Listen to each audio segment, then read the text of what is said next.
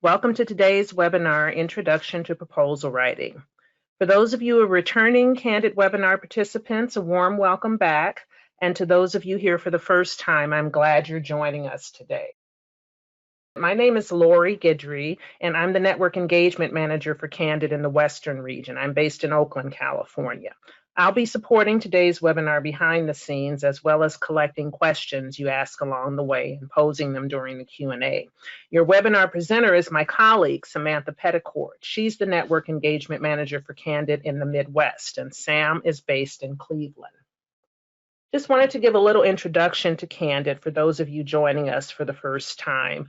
Every year, millions of nonprofits spend trillions of dollars around the world, and we find out where that money comes from, where it goes, and why it matters. We believe that an effective social sector is critical for a thriving society, and we believe in the importance of solutions for the sector by the sector. So Candid, we are also a nonprofit, and we hope that we try to make sure that nonprofits, foundations, donors, and the public can all be on the same page and all get the same information. And how do we do that? We do that through research, collaboration, and training. Candid connects people who want to change the world with the resources they need to do it. And I have to mention, it's on everyone's mind about the evolving coronavirus COVID-19 crisis. We know it's a very challenging time for everyone. And to prioritize the safety and health of our communities during this time, we've shifted many of our in-person programs to an online format, today's training being one of them. So you can learn more about changes in our programming, how you can stay connected with us, and our free resources here at this link, this bit.ly link. So we encourage you to visit the link on the screen. And now, without further ado, I'm going to turn this over to our presenters, Samantha Petticord, who will go into more about Introduction to Proposal Writing.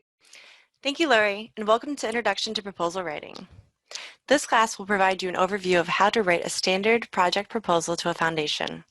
It's going to include the basic elements of a proposal, the do's and don'ts of writing and submitting a proposal, how to follow up on a proposal, whether you get a yes or a no, and a downloadable handout that you can use to start developing your own proposal outline as soon as the class is over. It's going to be approximately 1 hour. This class is going to provide you with an introductory overview of the proposal writing process. To learn more about how nonprofits are supported and how they find funding prospects, please take our class, Introduction to Finding Grants. To begin our discussion, we're going to start by looking at the proposal writing process as a whole. It's important to know that proposal writing is just part of a process that includes planning, research, writing, and following up. Building relationships with donors or potential donors is one of the most important aspects of all types of fundraising. We cover things like how to make the initial approach in our class, Introduction to Finding Grants, and how to build relationships with corporations in Introduction to Corporate Giving. The thing to remember here is that you can devote a lot of time, and possibly money as well, to produce a well-written proposal. But if you skip a step, your proposal probably won't be as successful as it could be.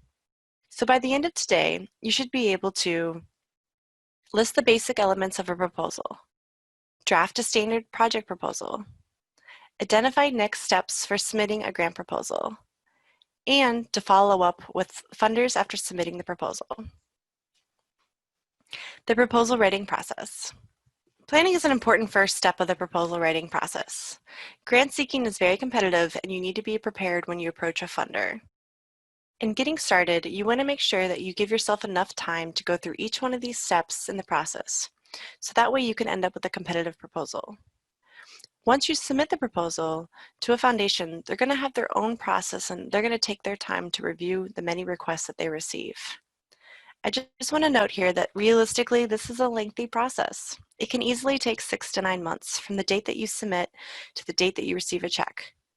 To be absolutely sure that you have enough time to get the funding that you need, generally prepare to give yourself a whole year for this process. Next, you need to decide what kind of support you need. Funding general operations, or funding for a specific program or project, or something very specific such as equipment or building renovations. It's often easier to find funding for a specific program or project than it is for general operations. And the main reason is that it's easier for a funder to measure the direct impacts and outcomes if it's tied to a specific program. It's harder to measure how a salary and rent can generally benefit the community and not just the organization itself. With that in mind, today we're going to focus on preparing a proposal for a project. Though this process is going to be similar if you wanted to do one for general operating support. In that case, instead of focusing on a specific program or project, you would apply the elements that you're going to learn today to the organization as a whole. Before you even start writing, though, you need to know as much as you can about the funder as possible. Thorough research will better prepare you for this whole process. When we ask funders what's the number one reason why they did not fund a proposal, they often say it's because they just weren't the right fit for what they were looking to fund that cycle.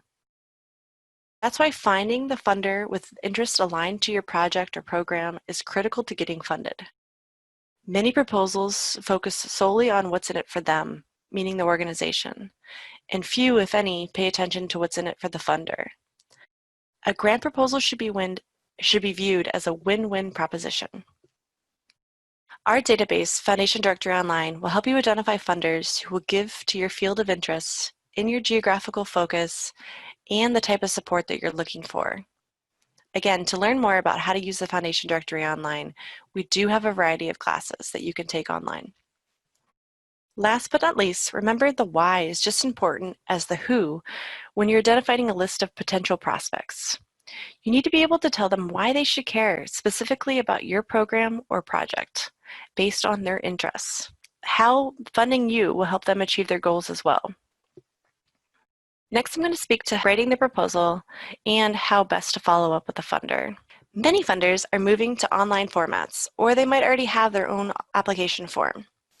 In some areas, there's a regional association of grantmakers, which is a membership organization found for a specific region, and they've created a common grant application, which will enable you to submit the same application to multiple funders. No matter what format the funder requires, there's some basic types of questions they're going to ask. It's important to know that some funders don't even have a specific format. If they don't have a specific format or a structure, the one that we're about to cover is a good one to use generally. Either way, I'm going to recommend putting all this information together in a boilerplate or save it in a safe spot. It's a good way to think through all the questions that a funder might ask you, regardless of what format you're going to eventually put the information in. Also, it's really hard to write and edit a proposal in limited space and character restrictions that most online applications provide. So it's helpful to have this basic template which you can cut and paste from and you can use over and over in online applications. Sometimes too, online applications, there's no way to save your work. And so to avoid losing information or having to do multiple drafts, take my advice, create this boilerplate so you can have it and you can save time in the long run. But remember, even with having a template or a basic template that you can use over and over, you want to make sure that you are constantly tailoring it to meet the specific requirements. It's like a resume. Only in this case, instead of meeting the job description, you want to make sure that you tailor it to meet the funder's guidelines and interests.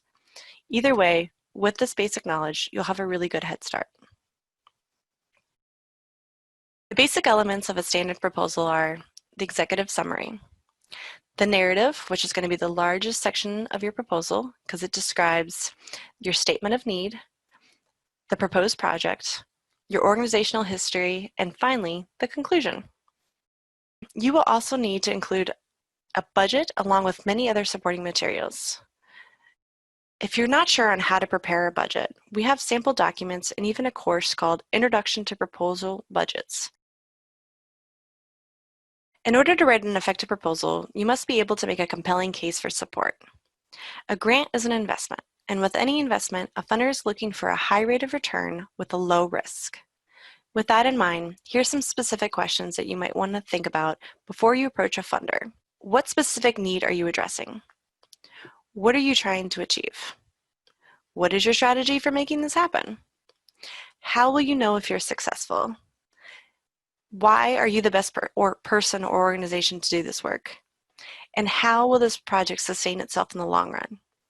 We're going to break down each one of those questions individually now. So what need are you specifically addressing?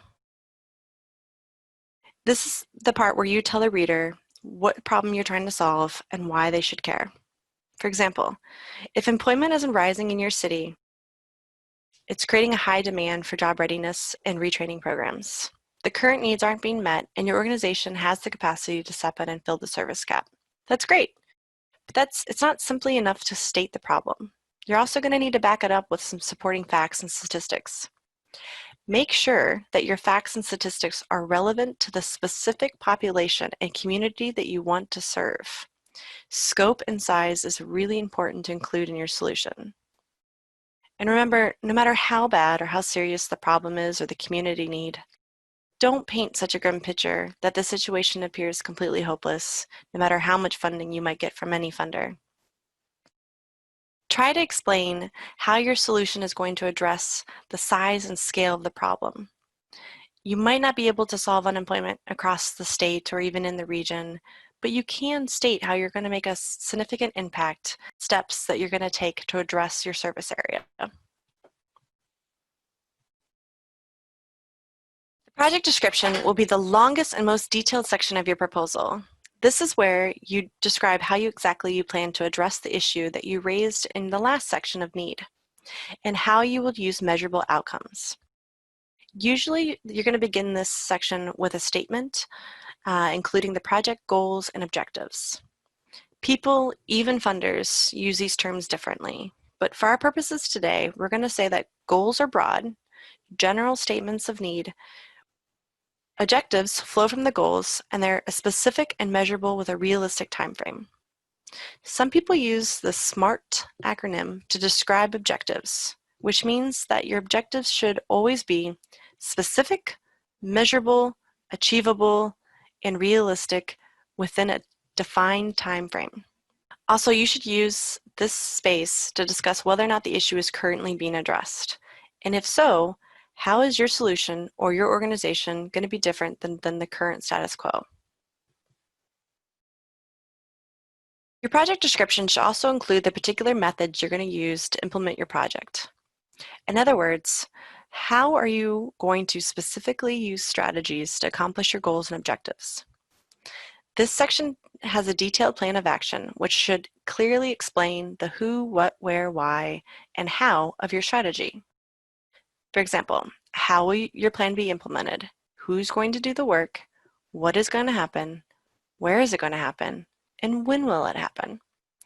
In addition to a well thought out description, you should also be able to include a timetable or a step-by-step plan showing exactly how the plan will be executed and completed. Be sure to also emphasize any collaborations and partners that you may have with other organizations that are working on similar efforts. Foundations love to see organizations working together in a collaborative and innovative way, rather than simply duplicating efforts. Along the same lines, if you think that this project can be replicated in other markets or at other scales, make sure you include that information as well. It'll help you demonstrate that funding your organization or your project will have a long-lasting, far-reaching impact. Another important question is, how will you evaluate your project? Asking yourself, how will you know if you're successful, will help you measure your success and overall impact and prove that you're doing work that's making a difference. There's many types of evaluation techniques, and it all depends on different factors, but here's a few to keep in mind. As we mentioned earlier, and under goals and objectives, you want to start by specifying your project objectives in measurable terms. Once you've done that, then you can identify key indicators of success based on your goal and objectives. Some things are easier to measure than others. Like, it's obviously easier to measure how much food a food bank serves versus what is the impact of a teen mentoring program. Either way, you should be able to use both qualitative and quantitative measures to measure your impact. For example, if your goal is to decrease the unemployment in adults ages 20 to 40 in our city, what are some ways that you could use to measure your impact? If you were looking at it from a quantitative approach, you could simply look at the decrease in unemployment claims during a specific time period. If you were taking the qualitative approach, you could use more subjective measures like stories or anecdotes or testimonials from people who have either rejoined the workforce or who have participated in your program and who can speak to the program's success. Once you've identified what you will measure, you can come up with a method or how you will collect the data and how you're going to analyze your activities. You should also be able to develop a timeline for monitoring the success of your program on an ongoing basis. This should never just be done at the end of the program because you want to give yourself time to pivot if you need to make any adjustments throughout the grant cycle. At some point in your proposal, you're going to need to give the reader more information about your organization as a whole. You can either do this at the beginning or the end of your proposal. This is where you get to talk about your mission, your organizational history, as well as your other programs and services. You can brag about your accomplishments, your reputation, your visibility, and your track record of success in your community. If your organization is new and you don't yet have much of a track record, you might have some difficulties in securing foundation support. If that's the case, you might want to shift your fundraising strategy. Maybe spend the first year or two gathering support from individuals in your community and also partnering with other organizations who are doing the work. That way you can build your rapport, you can collect program data, and you can show that you're committed to the work before you jump into writing a full grant proposal. Foundations tend to think in the long term. So before funding your project, they might be concerned about how you're going to sustain it after the grant period ends. No foundation is going to fund you forever, and your nonprofit can't exist on grant support alone. So you need to think through how your organization is going to support itself in the long run. What's your business plan? How will you support your work if grant funding doesn't come through? Overall, you should look for diverse funding streams and constantly be continuing to show that you have a diversified funding strategy. For more information on this topic, I recommend taking our Introduction to Fundraising Planning class. Last but not least is the conclusion. You should end with a compelling conclusion that speaks to why this particular funder should be interested in this particular project. It doesn't have to be long. It can be a paragraph or two. Your overall goal here is to basically answer the so what question. If this project is funded, how will it be better and for whom, and why should this particular funder care? Again, remember this should be a mutually beneficial partnership between you and the funder. The executive summary is one of the most important parts of your proposal because oftentimes the reader will skip to it and decide if they want to continue reading the entire proposal. If it doesn't catch the reader's attention right away, he or she may not continue reading. Having an executive summary on hand is very helpful. This is a one-page go-to summary that can come in handy whether you're formally requesting funding or thinking about your initial approach to the funder. Most people who write proposals find that it's easier to write a full proposal first, then go back and extract key information to put into a one-page summary. Your executive summary is going to include your statement of need, the name of the project you're requesting funding for, a brief description of the project including the goals and objectives, information about your organization as a whole, and how much money are you asking for. Along with your proposal, you're going to need to send several documents along as per the request of the funder. One of them most certainly is going to be your IRS letter of determination to prove that you are a legal nonprofit. So first and foremost, you must have your 501c3 already established. Foundations are required by the IRS to give to charitable organizations for charitable purposes in order to get a tax deduction. If you don't yet have a 501c3, you can explore how to do so on our website, grantspace.org, under Resources, under Nonprofit Startup Resources. We even have a class called Is Starting a Nonprofit Right for You? The only other exception is if you have a fiscal sponsor. In that case, you want to make sure that your funder knows that and they're okay with the arrangement. The funder will also want you to include other financial documents along with your proposal budget. Such documents may include your organization's recent audited financial statements, your 990 or 990 easy, and perhaps even a general operating budget for the past few years. Things like audits can be really expensive. And so if you don't have something or if something is out of date that the funder is requesting, don't just leave it out. Call the funder and ask if they're willing to accept something else instead, or if you can have more time to get those attachments. The funder will usually request a list of your board of directors. In doing so, make sure you provide not only their names, but their professional affiliations. Also, I like to include bios, even if they're brief, of key staff members so that I can demonstrate that they have the knowledge and the experience to ensure success of this program.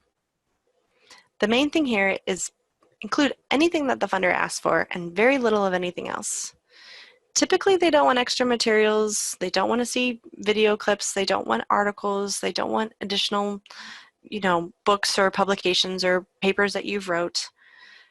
If you have all of these, you can refer to them and say that you can make them available upon request. Or if you're doing an online application, it is okay to add links to additional information where possible. Overall, you want to make sure that your proposal is legible and clear to read and easy with no typos. Make sure you don't use any fancy fonts or binders that can make it difficult for the reader. Typically, they're going to ask you not even to use staples because they're going to disassemble them and make several copies for distribution to the review committee. Sometimes they're going to ask you to make several copies so you can send them in along with the original. Always, always, always follow each funder's guidelines to the T. The first indicator of whether or not you can be credible is whether or not you can follow directions. So make sure you take time to make sure that you do so. How to follow up. So once you've submitted the proposal, you kind of have to sit back and wait for their decision. Usually you can find online when their decisions will be made or when their board meets next. This is hard, I'm not going to lie. Waiting for that yes or no can take a while. If the answer is yes, hooray, congratulations. You've done everything right, you've had a little luck as well, and you received notification that your project is going to be approved for funding. Usually you're going to get some kind of a grant agreement letter for the funder before you receive the check. You're going to need to review this, sign it, and send it back to them before they'll send you the check. Keep the funder informed and be responsive. This is a really good time. To include a nice thank you letter. The thank you letter gives you an opportunity not only to express appreciation for the grant, but to tell the funder once again how the grant is going to make an impact and how it's going to make the difference for the people you serve. Do what you say you're going to. Receiving a grant isn't the end of the process. In fact, it's the very beginning of the relationship. Your funder is now your partner, and during this grant period, you're going to want to keep them, especially the program officer, informed about how the project is going. That means, yes, send them all the required reports and send them on time, but in addition to that, make sure that you let them know if there's any significant accomplishments or milestones achieved during this process. You can always pick up the phone and call them or send them an email and let them know if you're getting any press or coverage about the work you're doing. If you're having an event or a reception, don't forget to invite the program officer. They might not come, but it's a good chance to let them see your work in action. The same with if you have a service that they can visit or they can see your work in progress. It's always helpful. This type of communication is a good way to build the relationship and pave way for renewal requests or funding for additional projects. What to do if the answer is no? Keep in mind, it's not personal. Odds are 1 out of 3 funders say yes, if you're lucky, and the other 2 are going to say no. But a no rarely means never, so don't take it personal and don't give up too quickly. Try to find out why, if you can do so graciously. Some funders do not have specific reasons why you didn't get the grant. There's no one to call, there's no one to ask, unfortunately. And realistically, it's just because there's not enough funding to go around. But it's perfectly acceptable to ask whether or not you can apply for future funding. If the answer is positive, keep the staff informed of your good work and the progress that you're making. This shows the funder that you're committed to the work and the mission, and you're going to do the work regardless of the grant. Keep your communications strategic and effective. Don't just throw them on a mailing list and hope they read your newsletter, but really keep them involved and up to date on your progress. Perhaps their giving priorities will change in the future, and all this will be worth it in the end because they see how committed you are to the work you're doing. If the answer isn't positive, it's okay. It's time to devise a new strategy and move on and seek other potential prospects. All right, so we just covered a lot, so let's do a few key takeaways before we get to questions. So remember to always start with an outline. It's going to help you better prepare and organize your thoughts, and that way you can make sure that you get everything that you need to in the correct format, in the correct order. Keep the language clear and concise. Avoid any jargon or acronyms that the average reader wouldn't understand. It's important that if your work is technical or if the function of what you're doing is very specific and the average layman doesn't know, that you take the time to ensure that someone reads the proposal who is not close to the work and they understand clearly what you're trying to communicate and what you're trying to achieve. Sometimes we're just too close to the work and we assume everybody else knows and cares and feels and has the same understanding of the work that we do. But that's not always the case. So make sure that you're using clear and concise language that any layman would understand. Take the time to focus on the funder's interests. Use your powers of persuasion to make them understand that this is in their best interest and not just yours. Do your research, know who you're approaching, and why they're interested in this. You can allude to references in their past annual reports, past grantees, make the connection for them very clear. And always follow the funder's guidelines. And don't forget, revise and edit before submitting. Don't let grammar distract the reader from the content.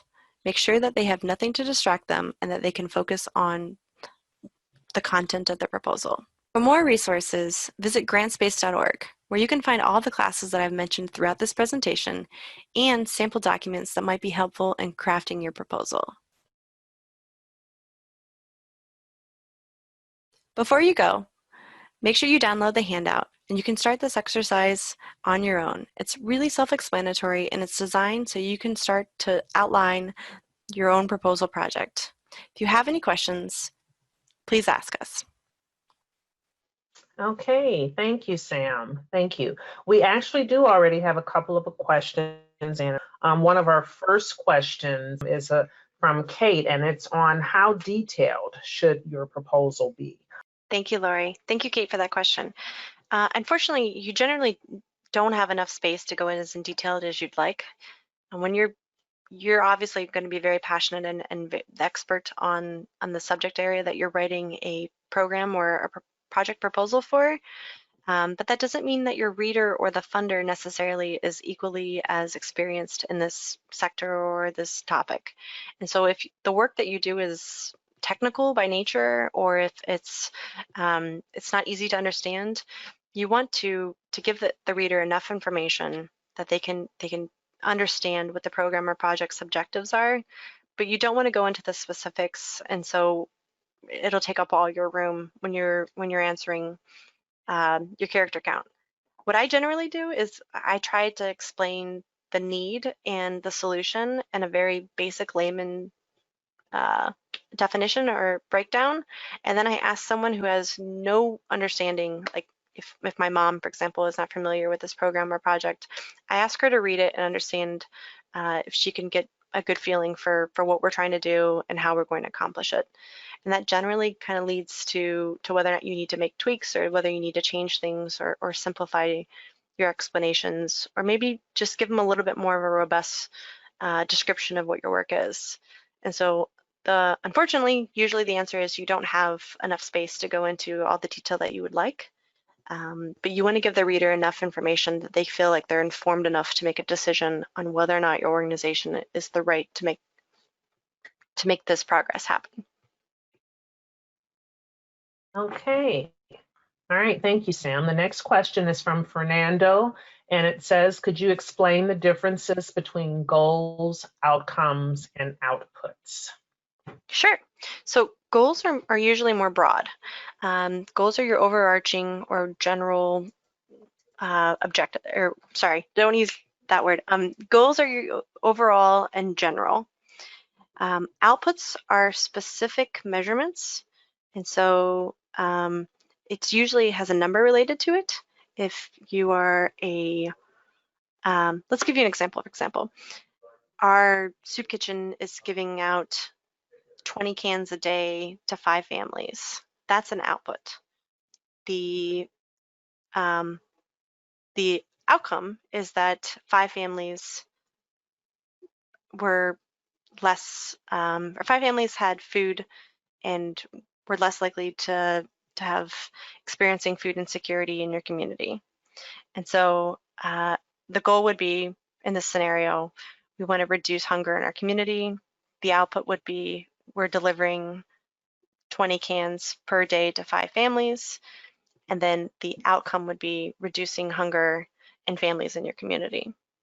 So they're all fairly similar, but just know that goals are more general and outcomes are going to be more specific, and outputs are going to be usually something that is related to an activity or a number base.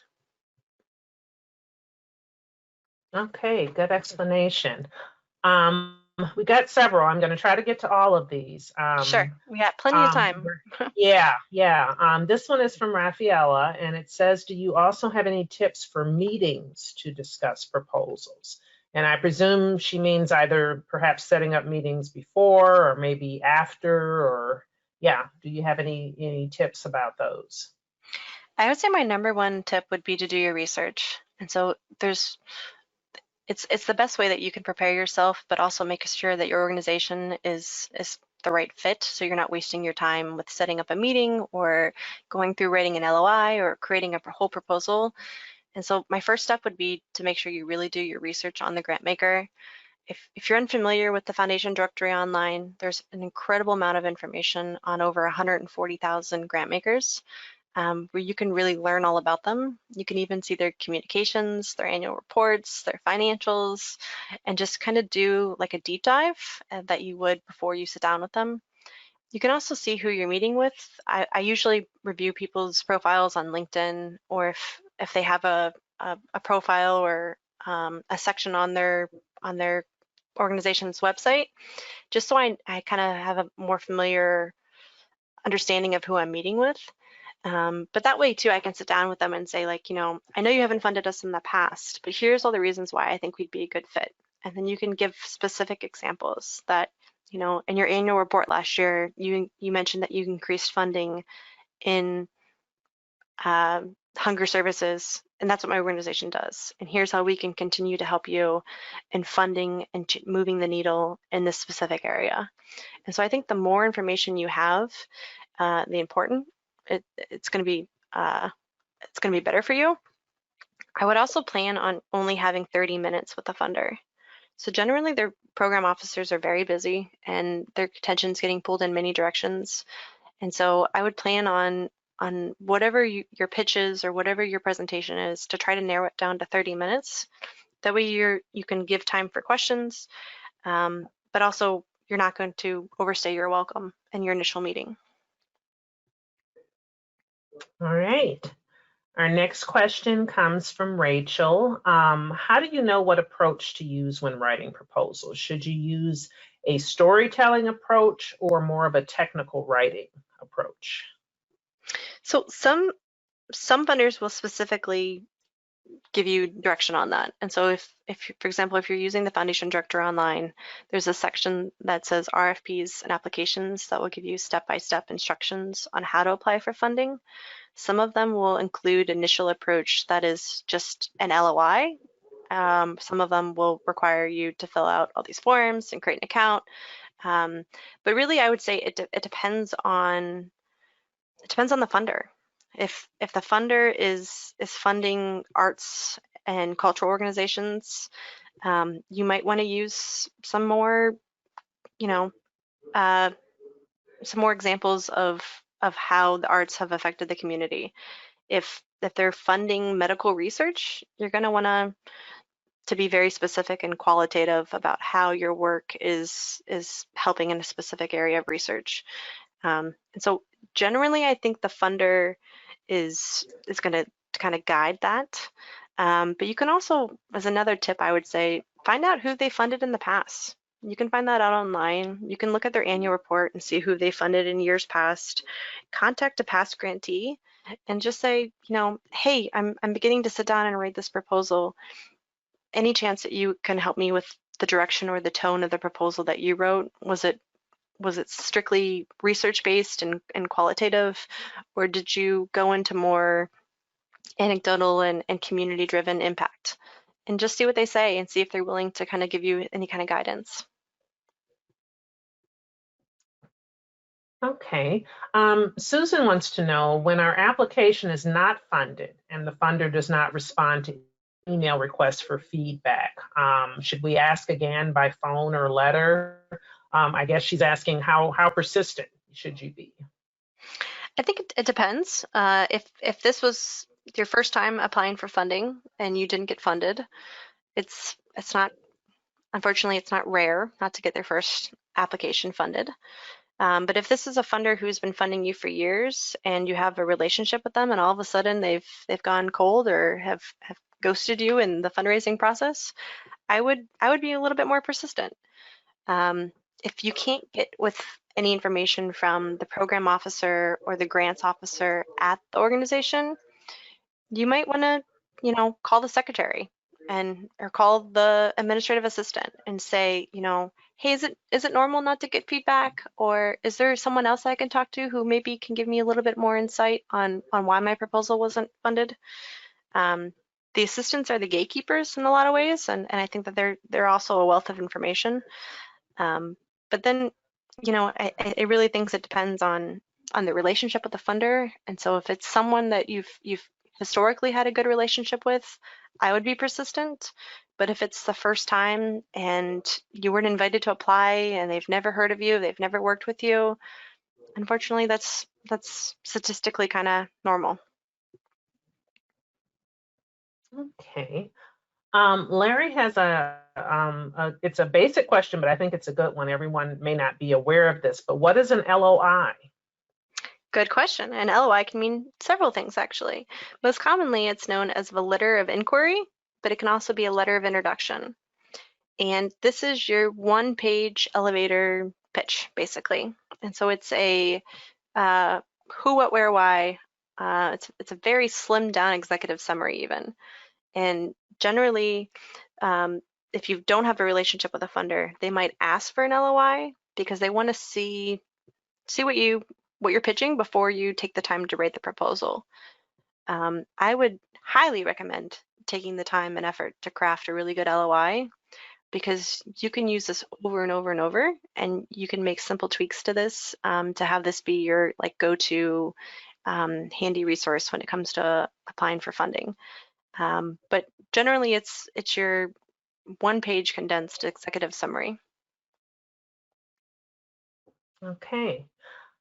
We have a couple of questions that are kind of related to program evaluation. Melissa asked, how do you build a strong case if your organization doesn't maintain information on the clients they serve, or the information they do maintain is minimal? That's difficult. I'm not going to lie. That's hard to do.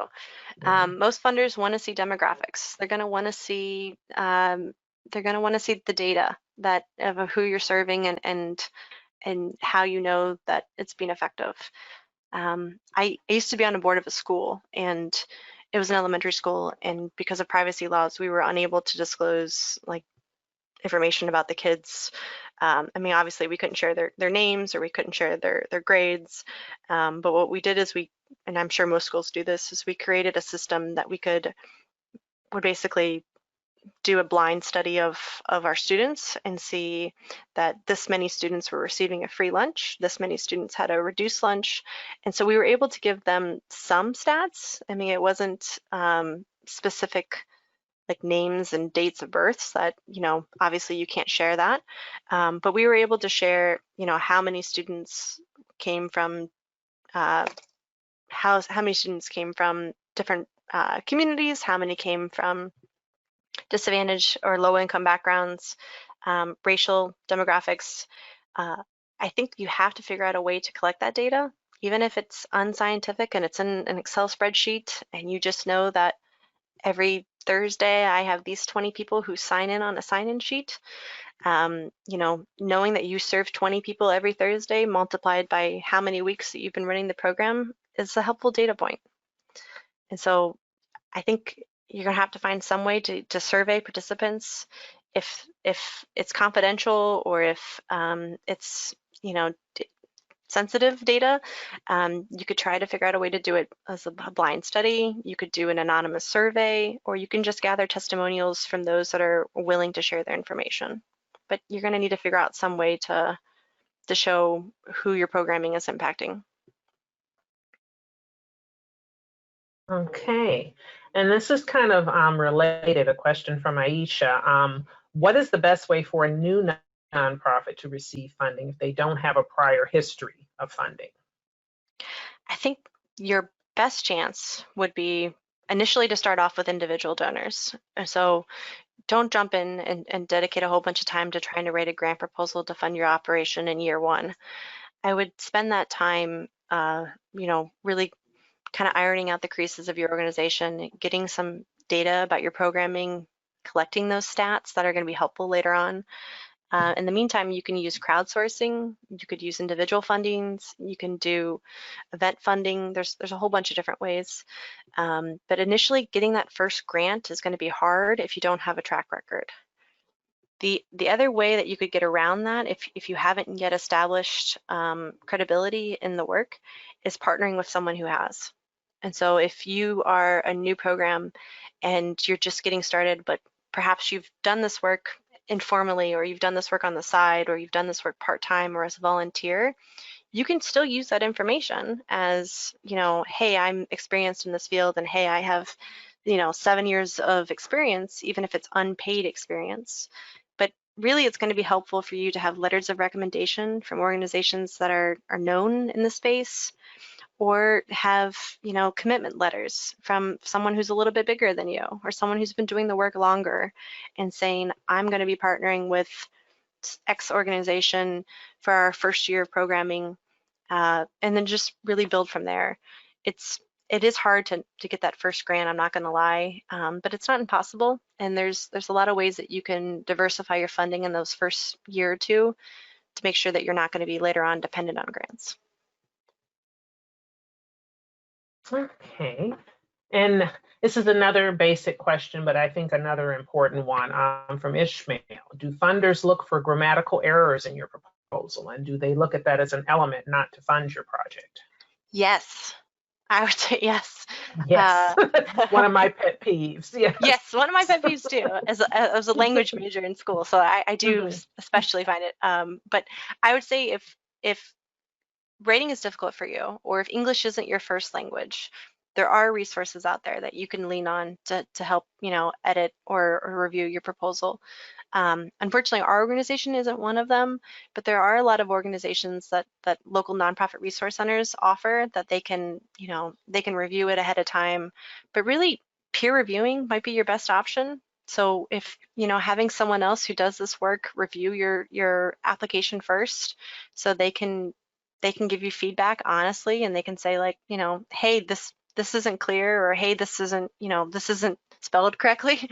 It'll just, extra set of eyes never hurt. But I would say definitely that's a red flag for someone before they give you thousands of dollars. They're going to want to make sure that you follow all the steps and guidelines, and you took the time to really proofread your work.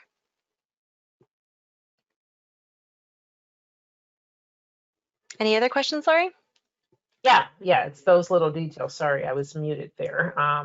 Okay, yeah, we do have time for a couple of more. And one of these is Kate says she's writing grants for a health organization as an outside grant writer, and how do I approach getting information from heads of departments? I think this question probably also applies to people who are working for nonprofits, and how do you get buy-in from the programs people? and the executives when you're writing the proposal? How do you approach them about getting information? That's a good question. I've done this as a consultant, and it is difficult when you're on the outside looking in, especially when you can't really move forward without those details. My best advice is that you need to be pretty clear and upfront about why you need this information and when you need it by. Because I have found that if I say, like, hey, I have a proposal due on April 30th, I back that up way as far as I can, to make sure that I give myself a little bit of wiggle room in case someone doesn't answer my email or someone doesn't get back to me. But then also you're going to need time to review the information that they give you and synthesize it into your proposal. And so early, often, and if you're not getting the responses that you need, you might need to go to that, either the chair or the department head or the person who's responsible, and say, like, hey, I can't move forward with this funding request until I get this information. And so letting them know that, in a polite way, of course, that this information is critical and that, you need this information to get started is usually how I've approached it. Sometimes it's helpful too to just kind of give like a basic introduction of yourself as a consultant and say, like, hey, I'd like to sit down with you and get a coffee and learn about what you do for the organization. And I have an upcoming proposal that I'm really going to need your help with. So could we sit down for half an hour, maybe 2 months before it's due, so I can pick your brain? I say that often. I'm going to pick your brain, or, hey, can I borrow you for a minute, as much as I can, just because, hopefully they understand that their participation is required. And so we always say that, fundraising is a team sport. Not one person can do it all. You can't sit down and write, even if you're a program manager, generally you can't write a proposal start to finish, do all the financials and everything by yourself. Generally, you're going to have to get the buy-in from the organization, from the different departments, from who's ever going to be leading the programming, in order for it to be successful. Okay, we're going to do one more question, and it's kind of a combination. I've gotten a couple of things from people who are talking about international projects that take place overseas, or organizations that are not U.S. That, how do you make the case for those if they don't necessarily have all the data and experience, or just in terms of how do you communicate the need when it's a non-U.S. project? Well, I think if it's a non-US project, it's doing your research is going to be even more important, because, well, there's two answers to this. If the funding is going to be received by a nonprofit that's based in another organization, first you need to take the step to make sure that you're eligible to receive funding, because there's multiple equivalents to nonprofit organizations around the world. And so, if you're based in Mexico, you want to make sure that your organization is eligible to receive nonprofit funds, receive funding from a nonprofit from the United States. And so take that step first. But then also I would say, try to find a funder who's used to funding in your geographical area. And so find a funder that is already committed to either the work you're doing or to the area that you're serving. That way you're not trying to convince them that this area is worth their attention and money. You're more or less just skipping to the part where you're convincing them that you're the right organization to do this work. And so if you're not sure, you really have to do your research to see, have they funded people doing work in this country or this region before? At what level? How often? And then you could, potentially want to reach out to a program officer and say, like, hey, I'm new to doing work in this specific country, but I've done this work locally, I've done this work domestically. Here's our track record. We have a proven record. I want to scale this project. I want to take this project abroad. Are you interested in learning more? And so that might be a good approach, but I would say your first step is making sure that you're eligible to receive funding if you're not based in the United States. Or some countries have fundraising laws that, depending on where the funding is coming from, it's a little bit more tricky. So just take time to do your research, and be honest and upfront with the funder, and see if you can maybe talk to them a little bit more about why you're the right organization to do this work. Okay. Well, I'm sorry we're not going to get to all the questions today, but I've been looking them over and I want to encourage everyone to visit grantspace.org. This is our main information portal, and people have sent in questions asking about, how do you proposal write for individual artists, or if you're going over individual donors. Those are all questions that can be answered at grantspace.org. So please do investigate that for any questions we weren't able to answer today.